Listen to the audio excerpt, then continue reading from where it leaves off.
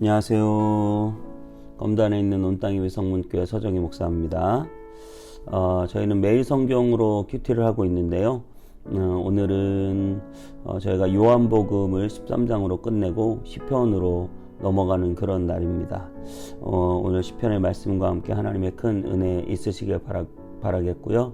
또 큐티를 보시는 모든 분들 또 좋아요와 구독 꼭 눌러주시고 그리고 큐티가 끝나는 마지막 부분에는 찬양이 링크가 되어 있습니다. 그래서 오른쪽 네모칸을 누르시면 바로 찬양을 트시면서 기도를 할 수 있습니다. 함께 많이 또 말씀 들으시고 기도하시는 여러분 다 되시기를 바랍니다. 오늘 보실 하나님의 말씀은 시편 73편 1절부터 14절까지의 말씀입니다. 제가 읽어드리겠습니다. 아삽의 시. 하나님이 참으로 이스라엘 중 마음이 정결한 자에게 선을 행하시나 나는 거의 넘어질 뻔하였고 나의 걸음이 미끄러질 뻔하였으니 이는 내가 악인의 형통함을 보고 오만한 자를 질투하였음이로다. 그들은 죽을 때에도 고통이 없고 그 힘이 강건하며 사람들이 당하는 고난이 그들에게는 없고 사람들이 당하는 재앙도 그들에게는 없나니 그러므로 교만이 그들의 목걸이요 강포가 그들의 옷이며 살찜으로 그들의 눈이 솟아나며 그들의 소득은 마음의 소원보다 많으며 그들은 능욕하며 악하게 말하며 높은 데서 거만하게 말하며 그들의 입은 하늘에 두고 그들의 혀는 땅에 두루 다니도다.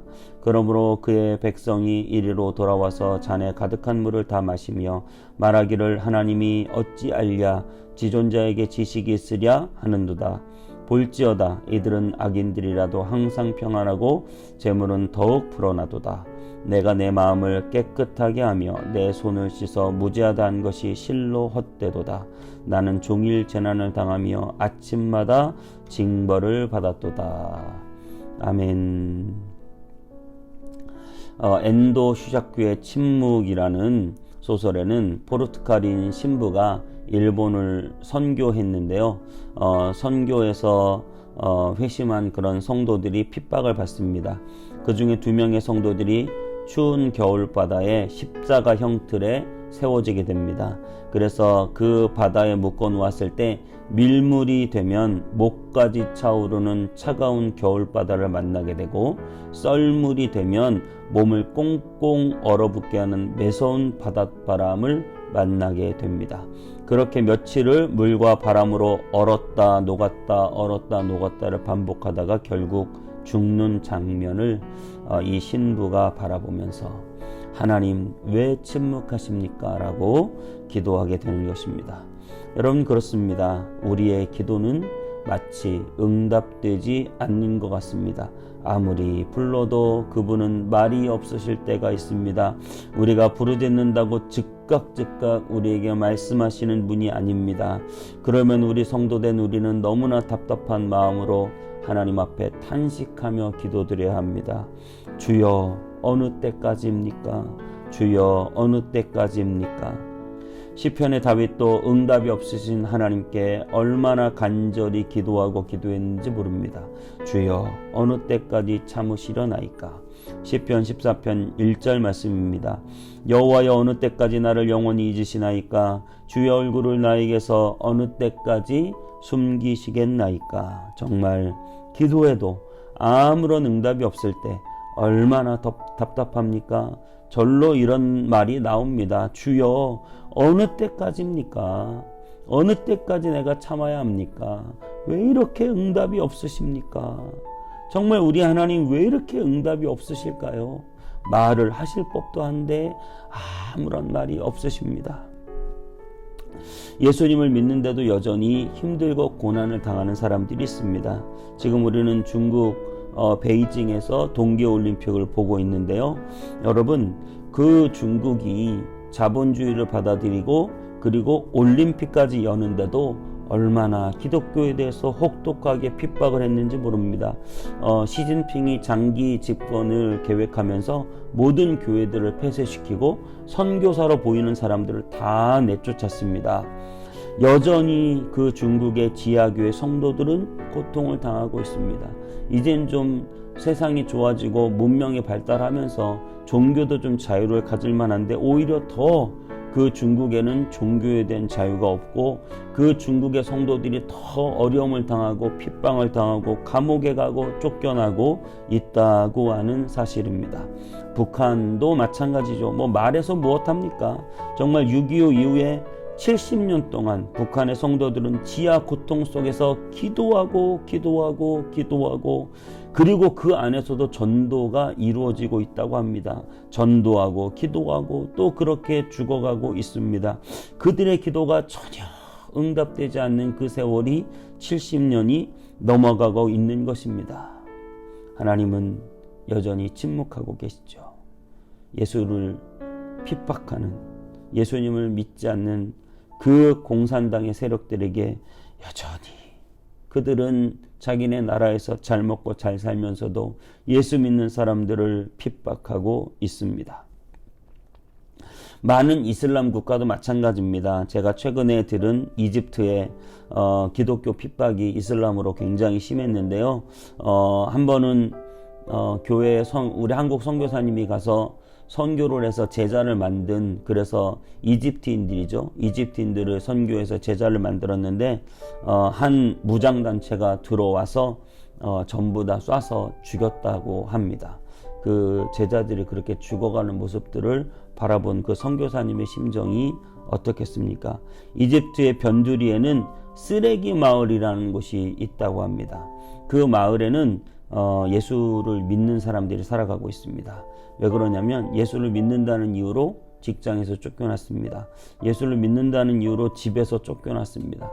먹고 살 길이 없지만 그들은 끝까지 신앙을 지킵니다. 그래서 막막한 사람들이 쓰레기 더미를 뒤져 살아가야 하기 때문에 그곳에 모여 살다 보니 그 쓰레기 마을이 되었고, 그 쓰레기 마을에는 오직 예수님을 믿기 위해서 사람들이 와서 살고 있다고 합니다. 여러분, 우리가 예수님을 믿는다고 금방 큰 부자가 되고 축복받는 것 아니죠. 기도해도 아무런 응답이 없을 때 얼마나 답답하십니까? 절로 이런 말이 나올 것입니다. 주여, 어느 때까지 참아야 합니까? 왜 이렇게 응답이 없으십니까? 미국의 대통령인 바이든 대통령이요, 젊은 시절에 딸과 아내를 교통사고로 잃었습니다. 그가 최연소 상원의원이 된 지 2달 만에 딸과 아내를 잃어버려서 깊은 낙심에 빠져 있을 때 그의 아버지가 준 그림책이 있다고 합니다. 거기에 이렇게 나와 있다고 해요. Why me? 왜 나입니까, 주님? 왜 나에게 이런 불행이 생겼습니까? 그때 하나님이 이런 응답을 주신다고 합니다. Why not? 왜 너는 안 되는 거니? 정말 우리를 고통스럽게 하는 이 수많은 일들 앞에 우리가 받아들이기 쉽지 않습니다. 우리가 하나님을 믿는다고 하면서도 이러한 수많은 고통과 어려움을 당하는 것에 대해서 인정하기 어렵습니다. 특별히 코로나로 전 세계가 혼란에 빠져 있고 교회가 굉장히 어렵습니다. 그때 존 파이퍼 목사님은 코로나 바이러스와 그리스도란 책에서 이렇게 말씀하고 계십니다. 코로나 바이러스가 선교의 진전을 가져온다고 주장했습니다. 그러면서 하나님은 코로나 바이러스를 통해 전 세계의 현실 안주형 신자들을 일깨워서 새롭고 혁신적인 일을 하게 하시며 복음을 믿지 않는 세상 사람들에게 그리스도의 복음을 전하게 하신다고 말했다고 합니다. 그것은 단기적인 관점이 아니다라고 했어요. 항상 역사의 대격변과 고난을 교회를 움직이는 수단으로 하나님이 사용하셨기 때문에 복음이 필요한 것으로 향하게끔 만드신다고 말합니다. 그것은 장기적인 관점이고 하나님께서 반드시 섭리를 베푸실 것이다 라고 이 존 파이퍼 목사님이 말씀하셨습니다. 그렇죠. 하나님이 지금 보면 이 교회의 재앙이지만 장기적인 관점에서 보면 하나님이 반드시 성도들을 깨우시고 복음이 필요한 곳에 복음이 들어가도록 이 고난을 사용하실 것이다 라고 하는 것이죠. 미국의 9.11 테러 사태가 일어나고 많은 그리스도인들이 깨어 각성하며 주님께 돌아왔다는 보고가 있었습니다. 여러분, 어린아이가 주사를 맞을 때 어떻습니까? 어린아이가 주사를 맞아야 합니다. 그런데 너무 그 주사가 맞기 싫고 고통스러워요. 그런데 그 주사는 꼭 맞아야 돼요. 그런데 그 아이는 너무 무섭다고 안 맞겠다고 다 난리 울고 불고 난리가 났습니다. 그때 아빠가 이 아이의 뺨을 부비며 이렇게 말합니다. 괜찮아, 아빠야. 안 아파, 안 아파. 금방 끝날 거야. 괜찮아, 아빠야. 하면서 뺨을 부비며 위로하고 위로하는 그런 장면을 여러분 한번 생각해 보십시오. 여러분, 저와 여러분들의 고난이 단기적으로 면제되지는 않을 수도 있습니다. 우리가 주사를 맞아야 하는 사람일 수도 있습니다. 하지만 그럴 때 예수님은 우리에게 늘 말씀하시죠. 괜찮다. 내가 너와 함께한다. 내가 너를 지명하여 불렀다. 너는 내 것이다. 내가 내가 약속한 모든 것을 다 이루기까지 내가 절대 너를 떠나지 않을 것이다. 하나님은 끊임없이 우리를 위로하시고 약속하고 계십니다. 여러분, 힘을 내십시오. 요셉이 팔려갈 때 어찌 하나님의 계획을 다 짐작이나 할 수 있었겠습니까? 그렇게 노예로 살다가 죽는 거 아닌가 생각했을지 몰라요. 여러분, 모세의 어머니 요게벳이 모세를 강가에 띄울 때 그 모든 섭리를 어떻게 다 이해할 수 있었겠습니까? 다니엘과 세 친구들이 바벨론의 포로로 끌려갈 때 다니엘이 총리가 될 것이라고 상상이나 했겠습니까? 여러분, 지금 당장은 어렵고 힘든 시간이 우리에게 있을지 모르겠습니다. 하나님, 어느 때까지입니까? 라고 우리가 하나님께 기도해야 하는 그런 시간이 우리에게 진행될지 모르겠습니다. 하지만 여러분, 길게 장기적으로 보면 이 모든 것이 우리에게 복이 됨을 믿습니다. 끝까지 참고 인내하며 기도하시기 바랍니다. 유대와 사마리아에 핍박이 임했습니다. 예루살렘에 핍박이 임했습니다. 그것으로 교회가 망하고 끝날 걸로 생각했습니다. 하지만 이 예루살렘의 핍박은 유대와 사마리아와 땅끝까지 복음을 증거하는 촉매제가 되어 성도들이 예루살렘에 흩어져서 전 세계로 흩어져 교회를 세우고 복음을 전하는 귀한 기회가 되었습니다. 이 코로나도 우리 교회들에게 귀한 기회가 되기를 바라고, 여러분이 당하는 어려움도 하나님의 관점에서 하나님이 놀라운 일을 행하고 진행하고 계신다는 사실을 믿으시기 바랍니다. 하나님은 다 계획이 있으십니다. 하나님은 여러분을 사랑하십니다. 하나님은 여러분을 향한 선한 계획을 가지고 계십니다.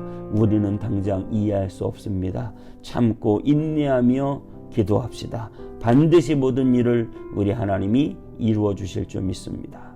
기도하겠습니다.